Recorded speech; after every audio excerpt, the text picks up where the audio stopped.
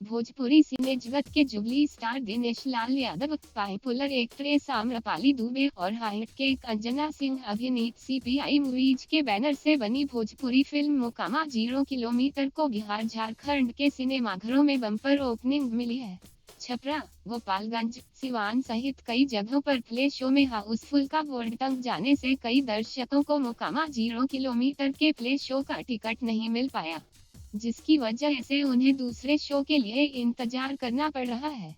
इस फिल्म के निर्माता हैं सुजीत तिवारी, जबकि लेखक निर्देशक है संतोष मिश्रा, संगीतकार हैं राजेश रजनीश, गीतकार हैं प्यारेलाल कविजी, श्याम देहाती, सिनेमेटोग्राफर हैं रफीक लतीफ शेख, एक्शन डायरेक्टर हैं अंदलीब पठान और कार्यकारी निर्माता हैं इंद्रजीत शर्मा।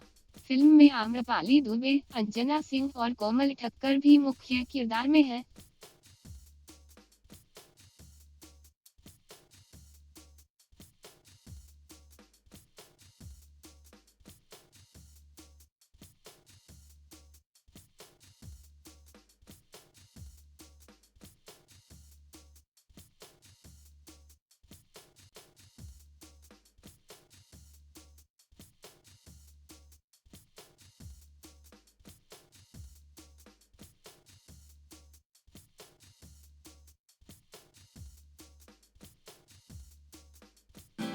भोजपुरी इंडस्ट्री की चटपटी खबरों के लिए सब्सक्राइब करें भोजपुरी मीडिया।